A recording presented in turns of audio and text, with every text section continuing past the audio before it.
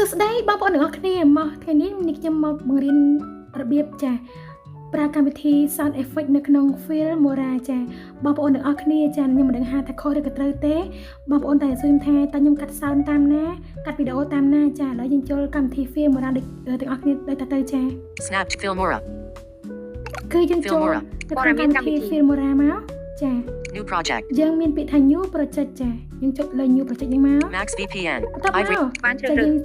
បានជ្រើសរើសយកវីដេអូរបស់យើងចា all video នេះចាវីដេអូ photo តើមកយើង056វីដេអូរបស់គ្នាខ្ញុំដែលនេះខ្ញុំអត់តាមបញ្ចូល sound ចាឥឡូវនេះខ្ញុំ select យកមួយនេះចា beat 07 I've clicked វិញហើយយើងចុចយកវិញចា import I've clicked 050 ចានេះយើងចុច export ទៅចា window Filmora 000 export BTN main tab BTN on 16 BTN redo BTN video play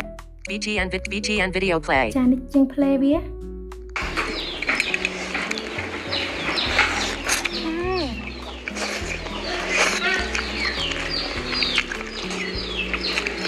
ចាជាមួយទៅយើងចង់ដាក់ខាងកន្លែងណាចាខ្ញុំនេះបងខ្ញុំនេះ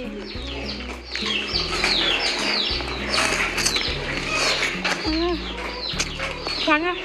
អញ្ចឹងបើឧទាហរណ៍ថាខ្ញុំចង់ដាក់ sound កន្លែងហ្នឹងខ្ញុំចុច BTN main export 021057 ពាក្យថាចា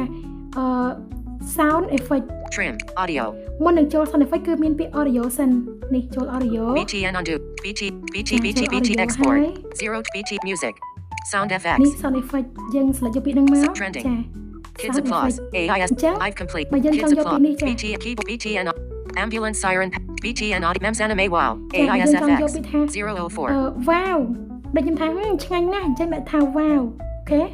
mems anime wow AIS FX 004អញ្ចឹងបងប្អូនជិះទៅលើពាក្យ wow នឹងហើយយើង select រកពាក្យនេះចាបានជ្រើសរើស comma BTN audio common item add យកពាក្យថា add audio ចាយើង add មកនេះ I've copied okay add ហើយ 020 export BTN I've keyframe BTN video play អញ្ចឹងយើងសាក play ស្ដាប់មើលថាវីដេអូយើងវាបាន add sound ហើយនៅចាចាអញ្ចឹងឥឡូវនេះយើងទៅស្ដាប់បន្តិចទៀតចាចា BTN ខ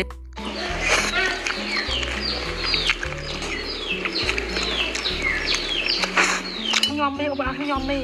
ចាំមើលថាវាអាច sound បានទៅដំណើរការហើយចាយើងពេញចិត្តណាចាអូខេអញ្ចឹងខ្ញុំ add sound នឹងហើយអញ្ចឹងបើសិនជាបងប្អូនចាចង់ចេះពីរបៀបអីទៀតគឺអាច comment បានចាព្រោះនាងខ្ញុំមើលអត់ឃើញទេនាងខ្ញុំអាចកាត់តាមនឹងបានព្រោះតាមនឹងវាស្រួលជាងកម្មវិធី CapCut បានតែបងប្អូនគាត់អ្នកភ្លឺទេគាត់កាត់បានតែសម្រាប់ខ្ញុំគឺបញ្ចូល sound មាន sound Filmora ហ្នឹងហើយនិង sound TikTok ចា